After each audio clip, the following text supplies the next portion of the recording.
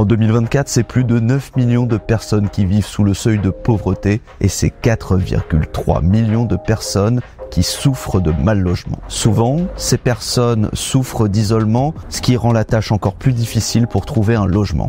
Après de tels chiffres, on commence réellement à se poser la question sur le logement en France. Nous sommes ici à Orléans pour justement rencontrer les gens qui font bouger les choses et qui viennent en aide à ceux qui en ont besoin.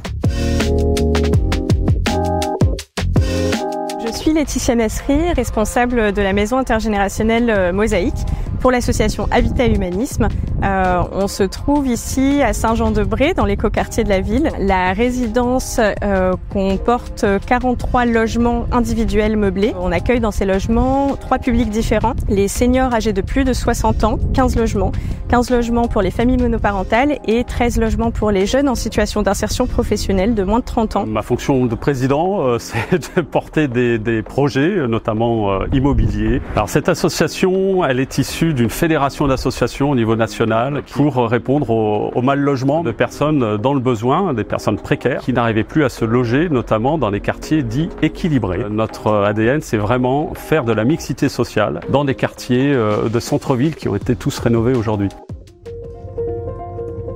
L'accompagnement qu'on va proposer ici, il est plutôt tourné sur 2 axes principaux. Le lien social pour rompre l'isolement, autant des seniors que des autres publics, et l'accompagnement dans le logement. Les seniors notamment, on va surtout travailler sur le maintien à domicile, le fait qu'ils puissent rester autant de temps qu'ils veulent ici. Et pour le public jeune et famille monoparentale, on va plutôt travailler sur les freins qu'ils rencontrent pour accéder au logement. Mon exemple est assez courant, c'est que à un moment donné, la vie s'est effondrée. J'ai perdu ma maison, ma femme. J'ai eu une très grave maladie. Moralement, ça n'allait pas du tout. J'avais pas envie de revenir dans le système normal. Et quand on m'a proposé Humanisme, j'ai dit oui tout de suite. Parce que tout ce qu'on apporte aux autres, c'est ou du bonheur ou un petit geste. Ou ici, quelque chose qui est fondamental, c'est le petit bonjour. En remontant de mes courses, j'ai des grands coucous. Donc c'est très important, des liens sociaux. Il n'y a pas de couleur de peau, il n'y a que des humains.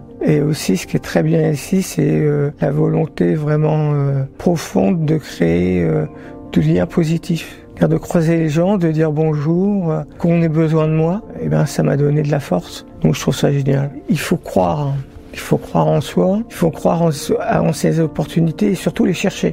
Ça veut dire que ça tombe pas directement dans la bouche. Il faut chercher ce qui se fait, il faut se faire aider par une assistante sociale, ne pas avoir peur de se faire aider. D'accompagner les personnes vers du mieux pour elles, vers le mieux qu'elles envisagent, pas le mieux que nous on définit à leur place, sinon ça n'a pas de sens.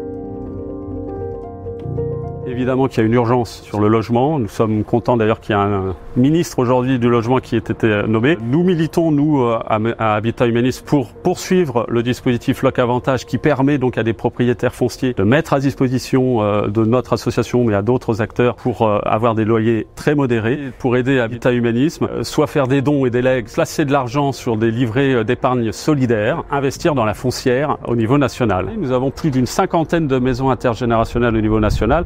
Et si l'État pouvait aider financièrement ces collectifs, ce serait formidable. Pourquoi pas encore plus de maisons intergénérationnelles sur nos territoires.